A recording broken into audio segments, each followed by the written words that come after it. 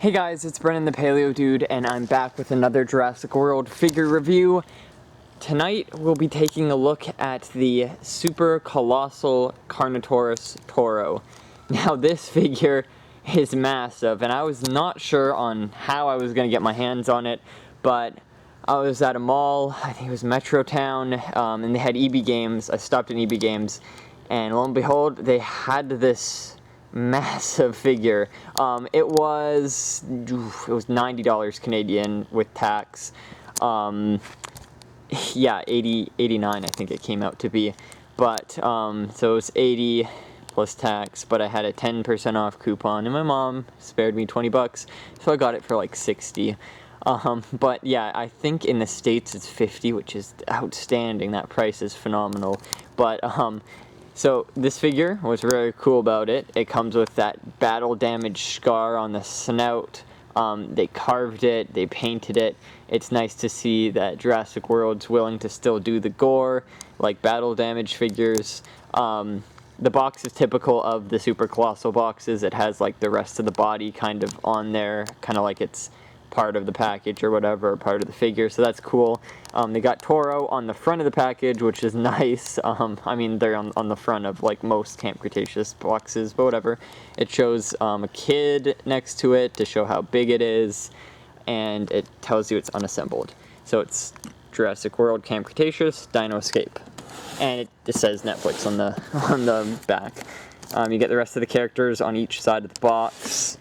And you got some features on the back. It tells you how big the figure is. I'm loving that outline. Hopefully the tail is actually that long. It says it's got a gigantic bite. I'm loving the new catchphrase, I guess that is, empowering the next generation through play. Very nice. And it has the next mini blind bag figures up. Hopefully these come to Canada because they're looking sweet. We've got Irritator, Sayat's Bumpy. We've got the bioluminescent Parasaurolophus, Tarbosaurus, Camp Cretaceous Stegosaurus, which is amazing. I love that color. This new Pteranodon, which I've actually seen the colors leaked in a large, I think the 6-inch figures or 12-inch figures or whatever they're called. And something that looks like the JP3 Brachiosaurus, which is a crazy thought to think about, but imagine if they did that full scale. That's so cool. And then it shows again a kid next to it showing its size, eating tiny little Bumpy, and then yeah, it goes into the mouth, and it says it can hold up to 20 tiny ones, little mini dinos, and then it says Carnotaurus Toro on the top. So let's dive right in. The teeth on this are plastic, like they're a separate piece. So there's no scuffing. If this bites anything, the paint's not going to wear because it's got no paint. It's just a different plastic. And I love that Mattel's doing that with their new dinosaurs because, well, they're big ones rather, like the Rex and whatever. Because of course, kids, when they chomp the dinosaur down on other dinosaurs, there's a chance that the paint's going to chip or scuff. But on some of these newer ones, the teeth are plastic, and there's no scuffing or chipping with those, which I love, and they're rubbery too. So the color of Toro is heavily reminiscent of the first wave figure. It's a tad bit lighter shade of the purple and the red, but it's literally just almost bang on. It's more closer to that figure than the actual Toro figure, which is this like browny, red-brown color. The scars matching up quite well. But yeah, no, I love that it's looking more like the 2018 version of the Carnotaurus. That's really cool. Even the arms too. Like the underbelly's got that white. The new Toro figure has a darker underbelly. So yeah, no, I'm loving that. That's amazing, and I'm glad we're finally getting this like a Carnotaurus as a super colossal. I know I've seen leaks on the Huggggeeee, the Giganotosaurus figure becoming a super colossal, and we've already got like Blue, then Indominus. It'd be neat to see the Indoraptor. It probably won't be used or whatever as a super colossal, but and I don't even think they're gonna do E750 as a super colossal, but it would be nice to see that. Something realistic, I think they'd do. They might do a Dilophosaurus, or they might do a repaint of blue as a normal raptor, or even Spinosaurus. I'd love a Spinosaurus, super colossal. It'd be sick if they did a super colossal bull Rex. That'd be really neat, like with the proper details on the head and whatever, not just a repaint. That'd be sick. I think there's something holding its butt in. Its arms are so tiny, oh my goodness. So we're gonna go from this side. It seems like it's packaged similar to the ocean protector mosasaurus, where they no longer use plastic bags to keep the parts in. They're just kind of in there, and that is nice. That is really nice. I'm hoping that's the case, as it really reduces the amount of single-use plastic that these figures come with.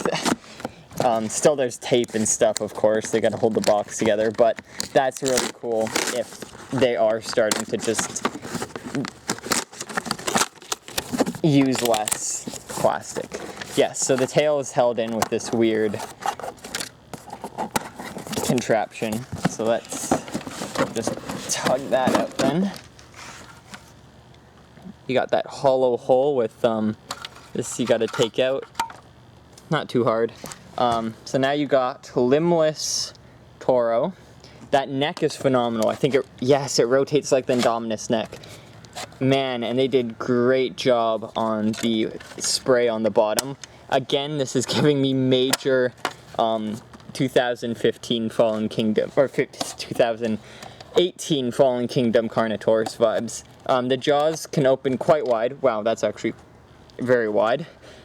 And you can see inside there, it can fit like, well, my hand's a bit big, but you get the gist. That's a lot of space in there too. The head's kind of rubbery, which is nice. But yeah, let's get the rest of the parts out. Oh, and also on the back, before we do that, you can see broken cage fence, blah, blah, blah. That looks really nice. Really digging the forest and the fences in the background of this box. So it looks like there's only a plastic bag around 1 foot. Now that's odd. Interesting. So they got one bag, and it's got the instructions inside, so I can see why they would do that. But the rest of the limbs are not in packages, so that's pretty good. You can see there's the tail and the legs, and you attach them. It tells you how to attach them. And then there's it eating all the little ones. It's got a different assortment on there. It looks like they've got the Ceratosaurus and Carno in there. That Dimorphodon. That's cute. Okay, so let's get the tail out. Oh, it's long too. Oh, I love long tail figures. Like, whenever Mattel is able to stick a long tail on something and it's not restricted by packaging, that's nice. Okay, both the feet have plastic on them, rip, but I think that's just to keep the toes from scuffing, so I can see why they'd do that. But yeah, the tail wasn't in any package or whatever. So we got one leg. Wow, these are like scaled up versions of the Series 1 Carno. It's basically just scaled up version of it. Maybe not so much. There's more detail on them, but yeah, no, that's cool. They don't have the markings, the black markings or the dark markings on them. They just have very large scales on them, which is interesting. We'll see what it looks like when it's all put together. Even the Toro figure actually comes with color on the legs. So we'll start with the tail. I'm really digging how long that tail is. I can't even fit it on camera. There we go. It seems to be, it's not on a ball joint, it just goes back and forth. It just wags like that. The tail has no paint on it, but even the Wave 1 and Toro, Carnotaurus, mainline figures, they have paint on the tail, but they don't have it on this. This rotates. I don't know why you want to do that, but it rotates. Now let's get these legs on.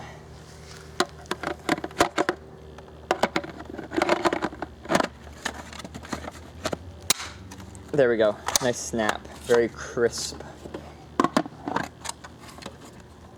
Let's get this other one on. Where's the snap? There we go. There's the snap. I just had to pat it a bit. Okay, so let's yeet the box. Oh, and the feet rotate. Oh, that looks sweet. The proportions are perfect.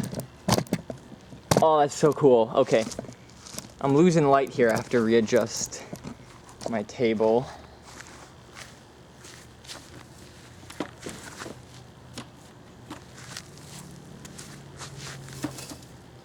There we go. We've got light again. Yay. Though my shadow might be a little in the way, whatever. So there it is. Oh, the details are phenomenal. It kind of leaves you wanting more with the paint scheme. Like I said, you can see Toro has paint on her legs and tail. So that would have made more sense to include the pattern all the way down on the tail and even the legs. But I can also see maybe they made that sacrifice where they didn't want to fully wrap the legs in plastic, and that would protect the paint. But if they didn't have paint, they wouldn't have to wrap it in plastic. So maybe they decided just to not paint the legs and tail to preserve plastic in the packaging. But you can see there's loads of paint on this figure's leg and on the base of the tail even. If we zoom out a bit, we can maybe try and fit it into scale and see. The legs, you can see what I mean by they're almost exactly like this Carnotaurus's legs. They're in the same positions. Seems like the body's in the same positions. The head might be a bit larger than usual, maybe not. And the tail is definitely longer. I'm loving how long that tail is. But you can see, yeah, the feet practically line up right there. Same feet. The Carnotaurus figures always have these pointy feet. They're very triangular in shape. And then those tiny little arms that kind of look like they have sleeves on them built into the figure's plastic. They just rotate. They're not on a ball joint or anything. It would have been cool if they were on a ball joint though, but you can just position them back like that. And you can see they're just tiny. They almost look like human hands, which is a bit disturbing in my opinion. A little freaky actually. But if you just look past the fact that they have tiny little human hands, we're fine. You can stand it up too. Let's see if it looks like better on the other angle without the scar. Yeah, without the scar on this angle, it just looks like the usual Carnotaurus. Which is cool if you want to do just photography of the Carnotaurus without the scar. You can stand it up too.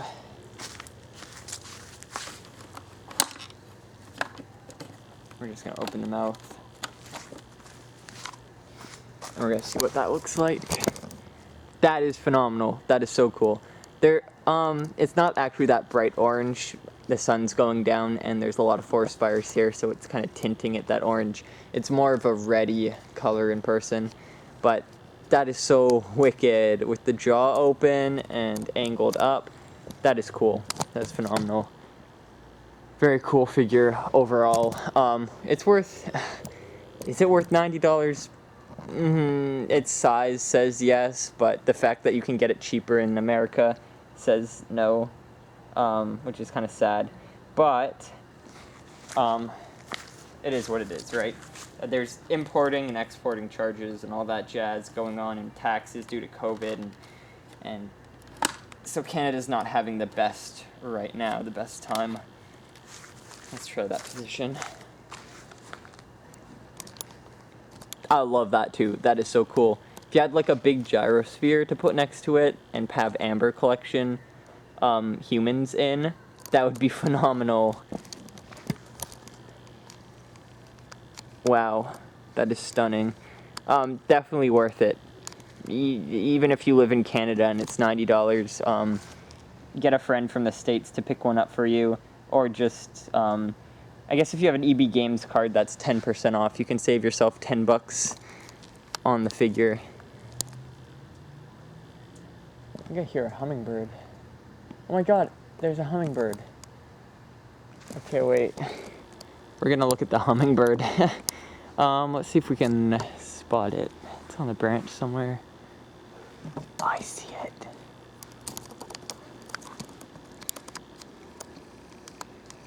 Do you see it, guys?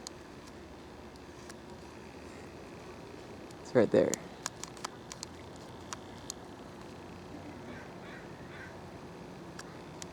It's so tiny.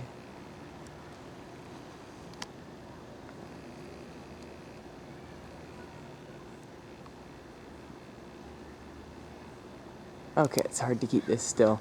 So there's a hummingbird in my tree. We've got a little hummingbird feeder up for it and stuff. But okay, yeah, nice. Always a cool little surprise to get guest star, a live dinosaur on video. Interesting. I heard it because it was like humming, or its wings. You can have a distinct vibrating noise. It's kind of weird. But anyways, this figure's amazing. Well worth it. I for sure recommend picking it up. I know everyone in the States is fortunate to get it for such a cheap price, but yeah, there's other ways of getting it, like online and stuff, though I'm not sure shipping would fare too well to Canada from the US. Oh, even with the shadows, it like amplifies the detail. It's awesome. I think on this side as well, you can see that they've got, I don't know if this was intentional, but there's markings on the body that look like scars, like there.